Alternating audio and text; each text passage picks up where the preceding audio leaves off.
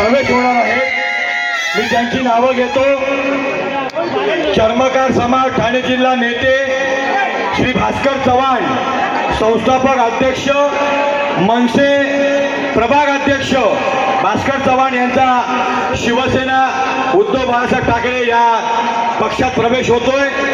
त्याचबरोबर श्री रवींद्र शेंदाडे मनसे विद्यार्थी सेना, सोमनाथ कांबळे, कृष्णा कारंडे, सचिन कांबळे, राजू कांबळे व त्यांचे सर्व सहकारी प्रभागाध्यक्ष श्री भास्कर चव्हाण, श्री रवींद्र शेंदाडे मनसेचे विद्यार्थी सेनेचे अध्यक्ष या सर्वांचा स्टेजवरती कमी करा।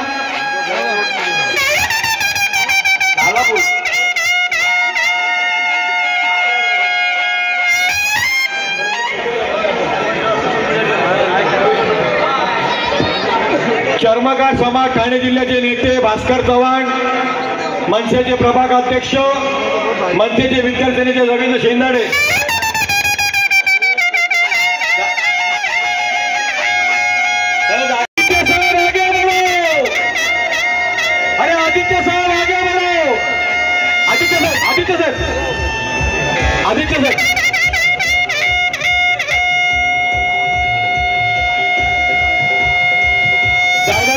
जायला जागा द्या।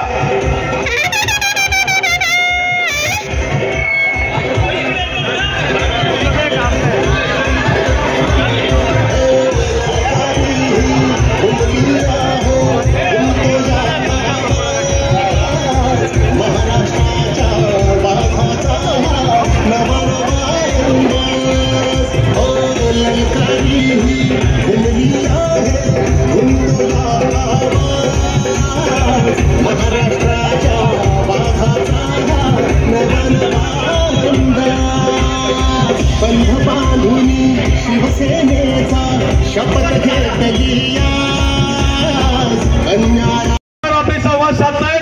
मी फक्त एवढं सांगतो, तिघे साहेबांचा ठाणे जिल्हा हा शिवसेनेचा काल सुद्धा बालेकिल्ला होता, हा सुद्धा बालेकिल्ला आहे आणि अनंत काळ हा बालेकिल्ला राहणार आहे।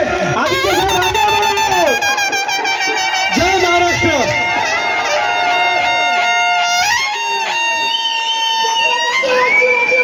मला वाटतं इथे आल्यानंतर मी एकच गोष्ट सांगू शकतो की आत्ता जो उत्साह मी पाहत आहे, आता जो जल्लोष पाहत आहे, आता जी ताकद पाहत आहे, जेव्हा मिंदे आपल्यात होते एवढी ताकद आणि जल्लोष नव्हता तेवढे त्याच्यापेक्षा दुप्पट किंवा 10 पटीने वाढलेली आहे।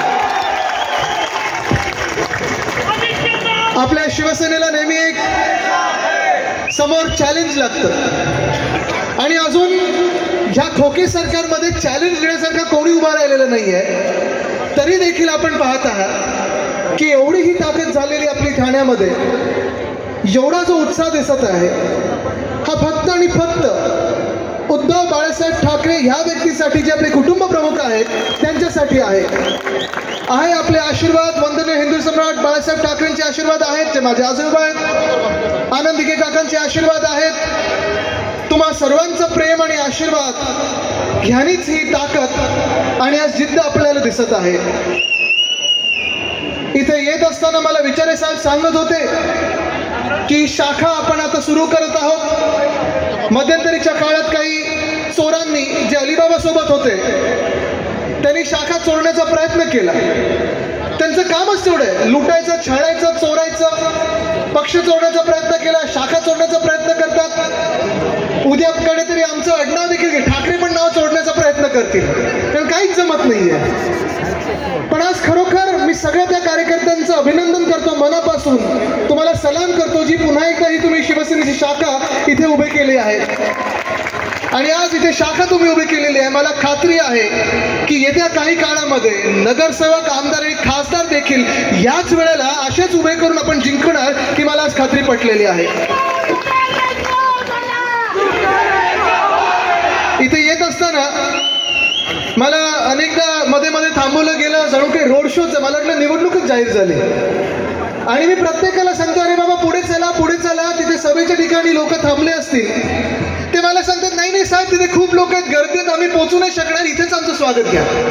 आणि मला पण विश्वास नव्हता, मला वाटलं ठीक आहे, हेच सगळे लोक सभेला येतील. मला वाटतं ते अजून यायचे आहेत, पुढे येत आहेत हळूहळू. इथे एक महिला ताई पण मला थांबवत होती, मागेच राहिली ती. मी तेच विचारत होतो तिला, पण मी सांगितलं ताई इथे प्लीज गोंधळ घालू नका, इथे एवढे लोक आहेत, चिरडाचिरडी होती. JCB वरतून फुलं काय टाकतोय, लोक स्वागत घेत आहेत, दुकानदार स्वागत करत आहेत.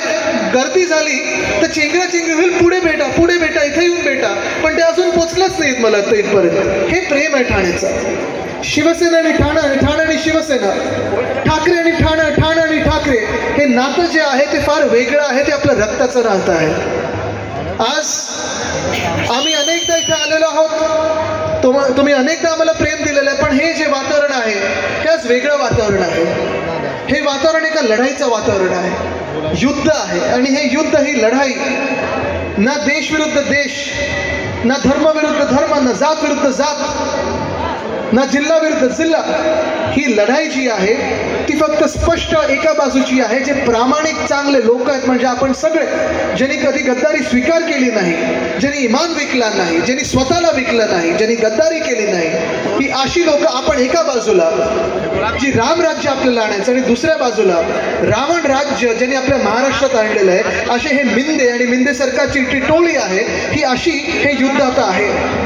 तुम्ही कोणाच्या बाजूला राहणार आहात? तुम्ही रामराज्य आणणाऱ्याच्या बाजूने राहणार, शिवसेना उद्धव बाळासाहेब ठाकरे पक्षाच्या बाजूने राहणार, की मिंद्यांच्या बाजूने राहणार आहात? कारण तुम्ही लक्षात घ्या, या देशामध्ये परिस्थिती फार बेकार होत चाललेली आहे. भाजपची जिथे जिथे राज्य आहेत किंवा भाजप प्रणित राज्य आहेत, सगळीकडेच अस्तित्व निर्माण झालेली आहे. लडाखमध्ये आपण पाहिलं तर 40,000 लोक ही रस्त्यावर उतरलेली आहेत, कारण त्यांना देखील त्यांच्या हक्काचं सरकार पाहिजे. 370 कलम जेव्हा काढलं गेलं, आपण पण पाठिंबा दिला होता, कारण होय आपल्याला पण वाटत होतं की 370 कलम हे काढलंच पाहिजे.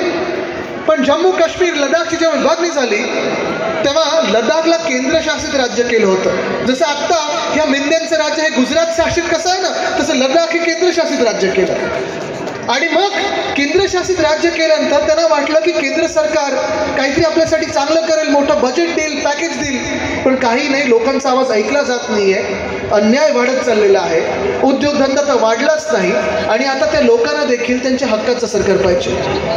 आपण जर पाहिलं तर उत्तर प्रदेशमधून, हरियाणामधून, पंजाबमधून अनेक शेतकरी हे दिल्लीकडे मोर्चा घेऊन चाललेले आहेत, कारण शेतकऱ्यांवर तिकडचा जो अन्याय होत चाललेला आहे तो ते सहन करू शकत नाही. 1.5 वर्षापूर्वी जेव्हा त्यांनी आंदोलन केलं होतं तेव्हा त्यांना खोटी आश्वासनं दिली, आणि आज आपण पाहतोय ते खोटी आश्वासनं ही खोटी ठरल्यानंतर उत्तर प्रदेशमधले असतील, हरियाणामधले असतील, पंजाबमधले असतील, हे शेतकरी दिल्लीकडे मोर्चा काढत आहेत आणि मोठे मोठे खिळे, सैन्यबळ ह्या शेतकऱ्यांवर सोडलेलं आहे, अश्रुधूर तिथे टाकत आहेत. आज दक्षिणातली सगळी राज्य आपण पाहतोय, न्याय हक्काचा GSTचा पैसा असेल, विकासाचा पैसा असेल, हे मागायला दिल्लीकडे आंदोलन करत आहेत. पण एका बाजूला सगळे हे होत असताना आपले जे घटनाबाह्य गद्दार मुख्यमंत्री आहेत, बिंदे आहेत, ते काय करतात? दिल्ली समोर लोटांगण घालतात, सलाम ठोकतात. जे काही तुम्ही मागाल ते देऊ, गुजरातकडे सगळं काही पाठवू, गुजरातला मिळालं पाहिजे, ते त्यांच्या हक्काचं आहे. ते पण जे आमच्या हक्काचं आहे, जे महाराष्ट्रातल्या हक्काचं आहे, जे आमच्या तरुणींच्या हक्काचं आहे, ते देखील जर तुम्ही गुजरातला द्यायला लागलात तर हा महाराष्ट्र सहन करून घेणार नाही. आज आपण पाहताय महाराष्ट्रामध्ये अन्याय वाढत चाललेला आहे, गुंडगर्दी सगळीकडे वाढत चाललेली आहे, कायदा सुव्यवस्थेची धज्जे उडवलेले आहेत. कधी एक त्यांचा गद्दार आमदार गणपती बाप्पाच्या मिरवणुकीमध्ये बंदूक काढतो, रोखतो त्या मिरवणुकी जे काढतात त्यांच्यावर, पोलीस स्टेशनमध्ये जाऊन फायरिंग करतो, पण त्याच्यावर काही कारवाई होत नाही. पण दुसऱ्या बाजूला जेव्हा भाजपचाच एक आमदार पोलीस स्टेशनमध्ये जाऊन फायरिंग करतो, बरोबर 10 मिनिटात CCTV फुटेज येतं, त्याला अटक होते, सगळं काही होतं, पण गुंडगर्दी ही काही थांबलेली नाहीये. जंगल राज बरोबर आहे, हो, जंगलाला देखील न्याय असतो. आपण अनेकदा जंगलाचा अपमान करतो, आपण बोलतो जंगल राज आहे, पण जंगलात पण लॉ ऑफ द नेचर असतो. इथं लॉ ऑफ द लँड नाही, कायदा नाही, सुव्यवस्था नाही. गुंडांची टोळी, चिंदी चोरांची टोळी आज सरकारमध्ये बसलेली आहे. महिलांना अपमान करणारे लोक आज मंत्रिमंडळात बसलेले आहेत. आज तुम्ही मला सांगा, तरुण म्हणून जर तुम्हाला न्याय मागायचा असेल, तुमच्या न्याय हक्कांसाठी लढायचं असेल, तर तुम्ही ह्या सरकारकडून नोकऱ्यांची अपेक्षा करू शकता का? करू शकता? नाही करू शकत. गेल्या 1.5-2 वर्षामध्ये जर आपण पाहिलं असेल तर एक नवा पैसा या राज्यात आलेला नाहीये, एक नवीन गुंतवणूक या राज्यात आणलेली नाहीये. तुम्ही मला सांगा, गेल्या 2 वर्षामध्ये एक तरी तुम्हाला अशी कंपनी दिसते का डोळ्यासमोर ज्याने तुम्हाला जॉबसाठी ऑफर दिलेली आहे? कुठे नेलं त्यांनी? गुजरातला नेलं. आज मी तुम्हाला पुन्हा एकदा विचारतो, वेदांत फॉक्सकॉन बद्दल किती लोकांनी ऐकलं? इथे ऐकलंय सगळ्यांनी? पाठवलं कुठे वेदांत फॉक्सकॉन? गुजरातला पाठवला. विचारे साहेब, ही कंपनी आपण महाराष्ट्रात आणत होतो. केदारजी, तुम्हाला आश्चर्य वाटेल, ह्या एका कंपनीमुळे आपल्या राज्यातले ह्या तरुण तरुणी जे माझ्या समोर उभे आहेत ना, हे ना 1 लाख मुला मुलींना रोजगार आपण देऊ शकलो असतो. उद्धव साहेबांचं सरकार असतं आपण 100% आणलं असतं, 100% आणलं असतं. पण आज दुर्भाग्य आपल्या राज्याचं हेच आहे की या मिंद्यांना वाटलं की उद्धव साहेबांचं नाव हे जगभरात खूप मोठं होत चाललंय. महाराष्ट्र प्रगतीपथावर आहे. यांच्या बिल्डर आणि कॉन्ट्रॅक्टरना पैसे मिळणार नाहीत, बदली पोस्टिंगचे पैसे मिळणार आहेत, आणि म्हणून त्यांनी आपलं सरकार पाडलं. पण वेदांत फॉक्सकॉन जसं त्यांनी गुजरातला पाठवलं, तसं एअरबस टाटाची दुसरी कंपनी कुठे पाठवली त्यांनी? मेडिकल डिव्हाइस पार्क पाठवलं कुठे? बल ड्रग पार्क पाठवलं कुठे? डायमंड बोर्स पाठवलं कुठे? वर्ल्ड कपची फायनल पाठवली कुठे? आता तुम्ही मला सांगा, सगळे क्रिकेट बघता ना तुम्ही? आपले संवाद साधतायत. मी फक्त एवढं सांगतो, तिघे साहेबांचा ठाणे जिल्हा हा शिवसेनेचा काल सुद्धा बालेकिल्ला होता, आज सुद्धा बालेकिल्ला आहे आणि अनंत काळ हा बालेकिल्ला राहणार आहे. जय महाराष्ट्र.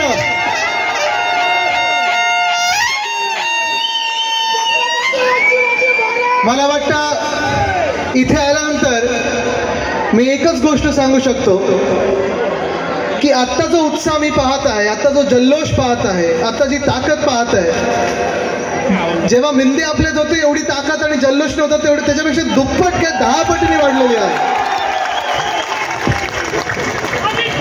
आपल्या शिवसेनेला नेहमी एक समोर चॅलेंज लागतं आणि अजून ह्या खोके सरकारमध्ये चॅलेंज देण्यासारखा कोणी उभा राहिलेला नाहीये.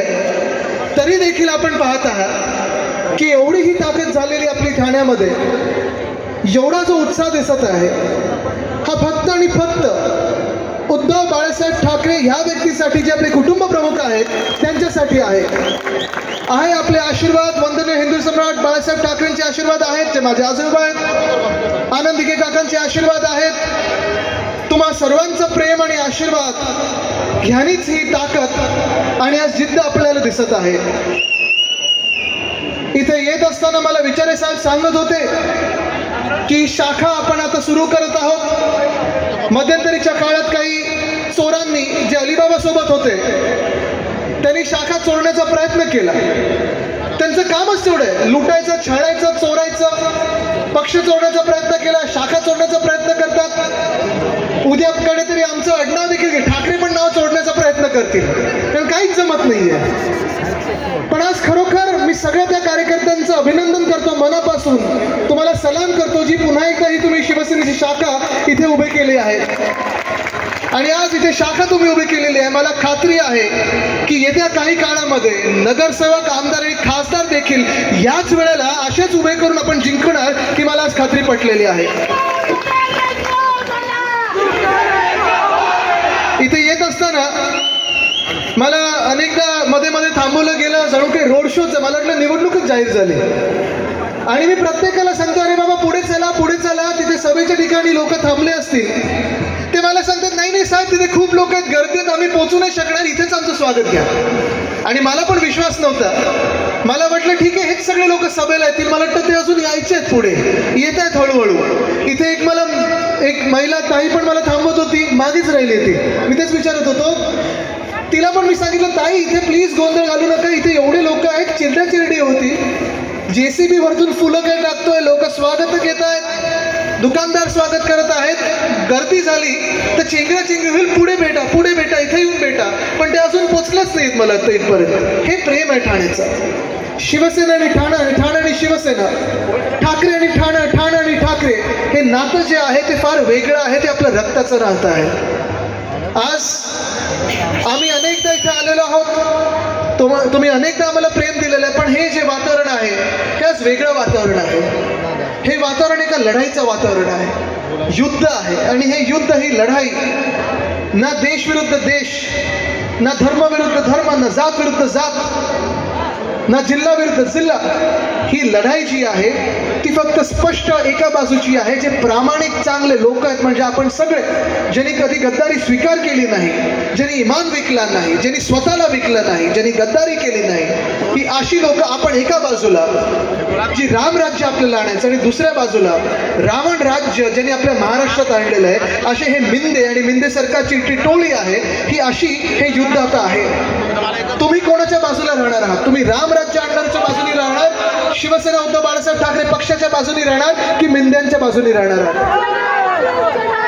कारण तुम्ही लक्षात घ्या, या देशामध्ये परिस्थिती फार बेकार होत चाललेली आहे. भाजपची जिथे जिथे राज्य आहेत किंवा भाजप प्रणित राज्य आहेत, सगळीकडे अस्थिरता निर्माण झालेली आहे. लडाखमध्ये आपण पाहिलं तर 40,000 लोक ही रस्त्यावर उतरलेली आहेत, कारण त्यांना देखील त्यांच्या हक्काचं सरकार पाहिजे. 370 कलम जेव्हा काढलं गेलं, आपण पण पाठिंबा दिला होता, कारण होय आपल्याला पण वाटत होतं की 370 कलम हे काढलंच पाहिजे. पण जम्मू काश्मीर लडाखची जेव्हा विभागणी झाली तेव्हा लडाखला केंद्रशासित राज्य केलं होतं. जसं आत्ता ह्या मिंद्यांचं राज्य हे गुजरात शासित कसं आहे ना, तसं लडाख हे केंद्रशासित राज्य केलं. आणि मग केंद्रशासित राज्य केल्यानंतर त्यांना वाटलं की केंद्र सरकार काहीतरी आपल्यासाठी चांगलं करेल, मोठं बजेट देईल, पॅकेज देईल. पण काही नाही, लोकांचा आवाज ऐकला जात नाहीये. अन्याय वाढत चाललेला आहे, उद्योगधंदा तर वाढलाच नाही आणि आता त्या लोकांना देखील त्यांच्या हक्काचं सरकार पाहिजे. आपण जर पाहिलं तर उत्तर प्रदेशमधून, हरियाणामधून, पंजाबमधून अनेक शेतकरी हे दिल्लीकडे मोर्चा घेऊन चाललेले आहेत, कारण शेतकऱ्यांवर तिकडचा जो अन्याय होत चाललेला आहे तो ते सहन करू शकत नाही. 1.5 वर्षापूर्वी जेव्हा त्यांनी आंदोलन केलं होतं तेव्हा त्यांना खोटी आश्वासनं दिली आणि आज आपण पाहतोय ते खोटी आश्वासनं ही खोटी ठरल्यानंतर उत्तर प्रदेशमधले असतील, हरियाणामधले असतील, पंजाबमधले असतील, हे शेतकरी दिल्लीकडे मोर्चा काढत आहेत आणि मोठे मोठे खिळे, सैन्यबळ ह्या शेतकऱ्यांवर सोडलेलं आहे, अश्रुधूर तिथे टाकत आहेत. आज दक्षिणातली सगळी राज्य आपण पाहतोय, न्याय हक्काचा जीएसटीचा पैसा असेल, विकासाचा पैसा असेल, हे मागायला दिल्लीकडे आंदोलन करत आहेत. पण एका बाजूला सगळे हे होत असताना आपले जे घटनाबाह्य गद्दार मुख्यमंत्री आहेत, मिंदे आहेत, ते काय करतात? तो दिल्ली समोर लोटांगण घालतात, सलाम ठोकतात. जे काही तुम्ही मागाल ते देऊ, गुजरातकडे सगळं काही पाठवू. गुजरातला मिळालं पाहिजे, ते त्यांच्या हक्काचं आहे ते. पण जे आमच्या हक्काचं आहे, जे महाराष्ट्रातल्या हक्काचं आहे, जे आमच्या तरुण तरुणींच्या हक्काचं आहे, ते देखील जर तुम्ही गुजरातला द्यायला लागलात तर हा महाराष्ट्र सहन करून घेणार नाही. आज आपण पाहताय महाराष्ट्रामध्ये अन्याय वाढत चाललेला आहे, गुंडगर्दी सगळीकडे वाढत चाललेली आहे, कायदा सुव्यवस्थेची धज्जे उडवलेले आहेत. कधी एक त्यांचा गद्दार आमदार गणपती बाप्पाच्या मिरवणुकीमध्ये बंदूक काढतो, रोखतो, त्या मिरवणुकी जे काढतात त्यांच्यावर पोलीस स्टेशनमध्ये जाऊन फायरिंग करतो, पण त्याच्यावर काही कारवाई होत नाही.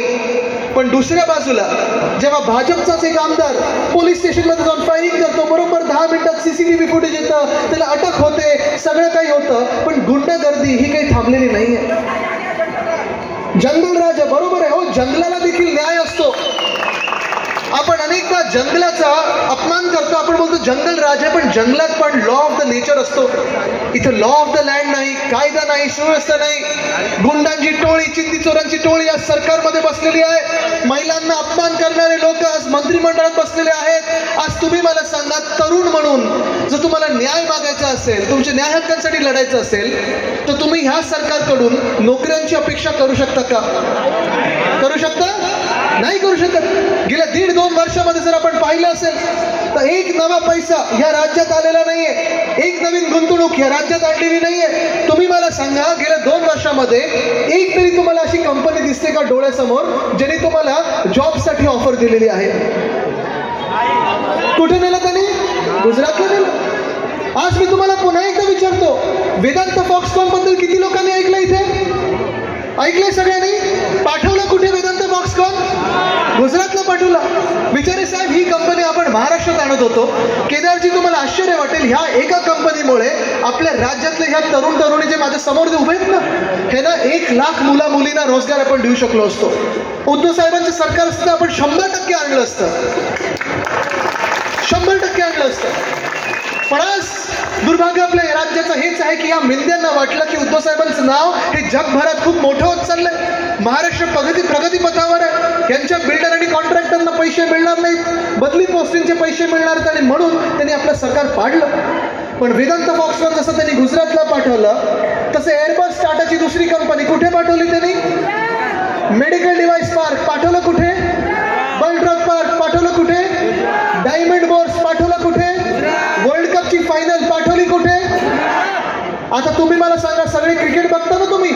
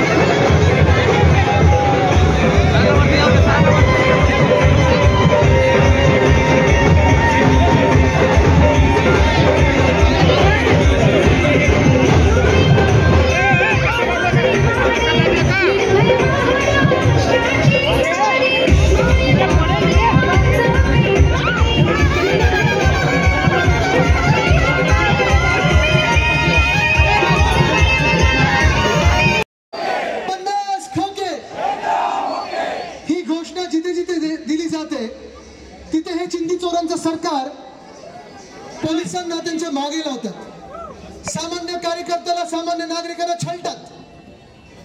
पण आज मी ते अरे कोण आला रे, कोण आला?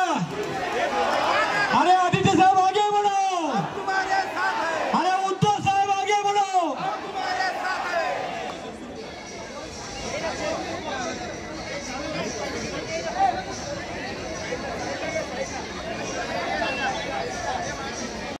रक्तात बांधलेले हिंदू सम्राट बाळासाहेब ठाकरे आहेत.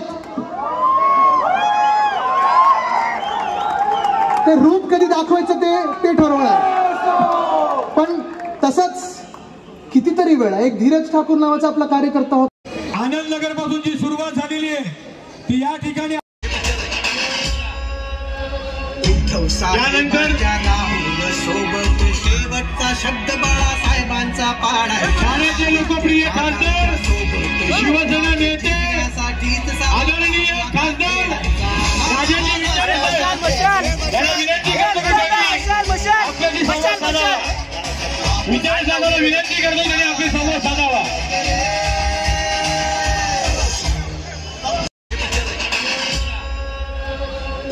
त्यानंतर सोबत शेवटचा शब्द बाळासाहेबांचा पाडा. ठाण्याचे लोकप्रिय खासदार, शिवसेना नेते, आदरणीय खासदार राजेंद्र विचारे विनंती करतो विचारे साहेबांना विनंती करतो त्यांनी आपले संवाद साधावा. आणि आता येत असताना मी ऐकलं इथे ठाण्यामध्ये पण एक फायर आजी आहेत, कारण त्या भेटल्या आम्हाला मध्ये, तेव्हा चालत येत होत्या. मी त्यांना म्हणलो गाडीत बसवा आणि इथे येऊ द्या. हा आपण होतात, या आजीवरती आपण.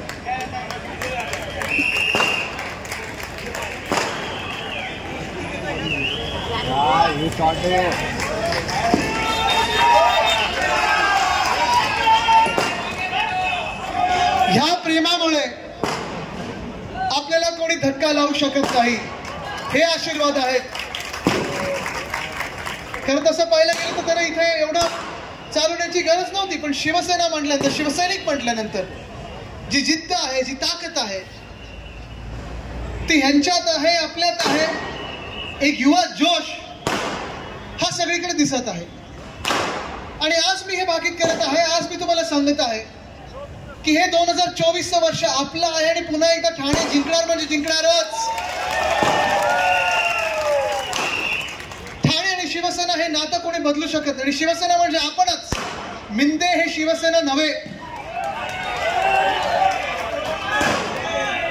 त्यांनी खरं तर 2010 मध्ये पण गद्दारीचा प्रयत्न केला होता. ज्यांना माहिती आहे त्यांना माहिती आहे.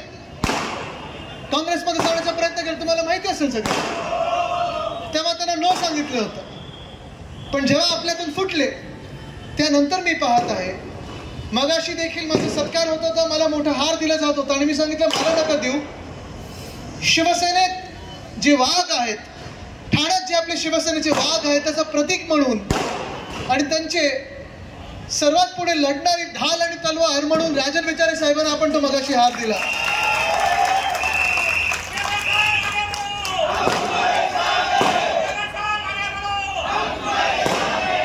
याला बोलतात खरी ताकद, याला बोलतात जिद्द. कोणासमोर झुकत नाहीत, लढत राहतात. कितीही महाशक्ती समोर असली तरी लोटांगण नाही घालणार, ही शपथ विचारे साहेबांनी घेतलेली आहे. आणि मला वाटतं जर आनंद दिघे काकांचा खरा वारसाचा विचार करायचा असेल तर हे सगळे माझ्या मंचावर उभे आहेत ते आहेत. कारण वारसदार म्हणजे न्याय हक्क लढण्यासाठी, न्याय हक्कांच्या लढण्यासाठी जिद्द जी असायला लागते, ताकद जी असायला लागते. जे घाबरतात ते मिंदे होतात. आणि मग सगळं काही म्हणाले तरी रडत बसतात. पण आज मला आठवण मोरे साहेबांची पण येते. मला आठवतं जिल्हा प्रमुख असताना त्यांनी देखील काम केलं, त्यांच्यासोबत आम्ही इथे प्रचार केला होता. हे जरा फटाके तर बंद करा ना. जिंकल्यानंतर काहीतरी ठेवा ना, तर राहणारच नाही त्या दिवसात.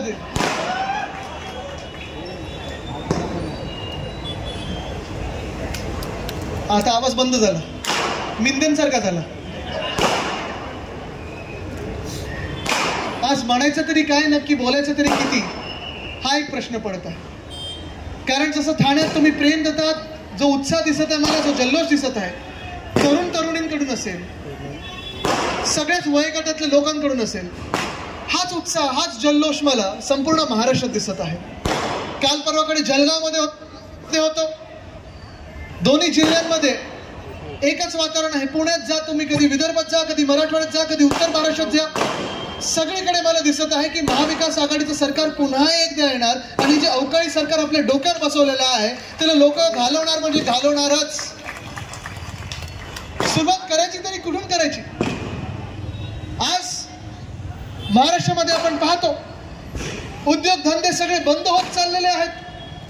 रोजगाराच्या ज्या संधी आपण आणण्याचा प्रयत्न करत होतो, नोकऱ्यांची संधी जी आपण आणण्याचा प्रयत्न करत होतो, हे सगळंच गुजरातकडे पाठवलं जातं. आणि भांडण आपलं गुजरातची नाहीच, मुळीच नाहीये. गुजरातला जे काही जात असेल ते जाणं गरजेचं आहे. आसाममध्ये जे काही जात असेल, बिहारला काही मिळत असेल, उत्तर प्रदेशला काही मिळत असेल, केरळला काही मिळत असेल, तर मिळणं त्यांचा न्याय हक्क आहेच.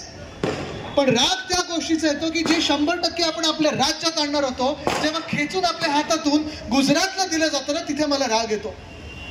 आज इथे जे तरुण लोक आहेत, तुम्ही मला सांगा, गेल्या 2 वर्षामध्ये या मिंदेंच्या सरकारमध्ये एकदा तरी तुम्ही वाचलंय का की नवा उद्योग कुठचा तरी महाराष्ट्रात आलेला आहे?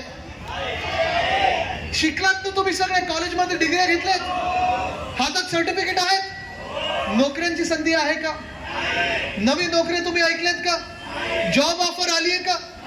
कारण वेदांता फॉक्सकॉन 1 लाख मुला मुलींना आपण जे नोकऱ्या देणार होतो तो तरी पाठवला होता गुजरातला. एअरबस टाटा हा मोठा प्रकल्प आपण नागपूर इथे आणणार होतो, तो पाठवला तरी गुजरातला. केदारजी बल्क ड्रग पार्क असेल, मेडिकल डिव्हाइस पार्क असेल, सोलार एनर्जी इक्विपमेंट पार्क असेल, हे पण पाठवलं तरी गुजरातला. अहो हेच काय, वर्ल्ड कपची फायनल ही पण पाठवली तरी गुजरातला. आणि तुम्ही मला सांगा, वर्ल्ड कपची फायनल गुजरातला पाठवली, ती आपल्या मुंबईत झाली असती तर जिंकलो असतो ना आपण. नुकसान आपल्या देशाचं होत आहे, नुकसान आपल्या देशाचं होत आहे. आणि हे जेव्हा मी सांगलं तर एका बाजूला या जॉब्स तर काही मिळतच नाहीत, फिक्स्ड टर्म एम्प्लॉयमेंटचा जमाना आलाय, कॉन्ट्रॅक्ट लेबरचा जमाना आलेला आहे, ज्या आहेत त्या नोकऱ्या चाललेल्या आहेत. आणि ह्याच बाजूला आपण पाहिलं तर दुसरी जी आपल्याला संधी मिळते ती म्हणजे सरकारी भरतीची, नोकर भरतीची संधी मिळते. मला माहित नाही, ठाण्यातून अनेक मुलं मुली ठाण्यात असेल, पुण्यात असेल, छत्रपती संभाजीनगरमध्ये असेल, धाराशिवमध्ये असेल, त्या सेंटरवर देतात, बसतात आणि परीक्षा देत असतात. 4 वर्ष, 5 वर्ष, 6 वर्ष अभ्यास करून जेव्हा आपण त्या परीक्षेला बसतो तेव्हा पेपर बरोबर फुटतो. आणि पेपर फुटल्यानंतर जी स्वप्न आपण पाहिली असतात की कधी ना कधीतरी मला सरकारी नोकरी मिळेल, पोलीस भरती असेल, तलाठी भरती असेल, सगळी ही स्वप्न चिरडली जातात आणि चिरडण्याचं काम हे आज मिंदे सरकार करत आहे, खोके सरकार करत आहे. दुर्भाग्य आपल्या राज्याचं हेच आहे की जे पेपर फोडत आहेत त्यांना अटक होते, लगेच बेल मिळते आणि बेल मिळाल्यानंतर मोकळे होतात पुढच्या वर्षीचा पेपर फोडण्यासाठी. आज मी तुम्हाला वचन देतोय, आदित्य उद्धव ठाकरे म्हणून वचन देतोय की आपलं सरकार ह्या वर्षी येणार म्हणजे येणार आणि सरकार आल्यानंतर हे नोकर भरतीचे जे पेपर फोडत असतात, देशातलं सर्वात कडक कायदा असेल त्यापेक्षा कडक कायदा आपण महाराष्ट्रात बनवू आणि फासावर चढवायला लागलं तरी चालेल, पण तरुणांची स्वप्न जो चिरडेल त्याला आपण चिरडल्याशिवाय राहणार नाही. पण आज चाललंय नक्की त्या ठाण्यातून मी आज सांगत आहे की अलिबाबा 40 चोर ह्यांना एकाला सुद्धा विधानसभेची काय, लोकसभेची काय, म्युनिसिपल कॉर्पोरेशनची पण पायरी आपण चढू द्यायची नाही. 40 चोरांना पुन्हा एकदा जनतेत फिरू द्यायचं नाही.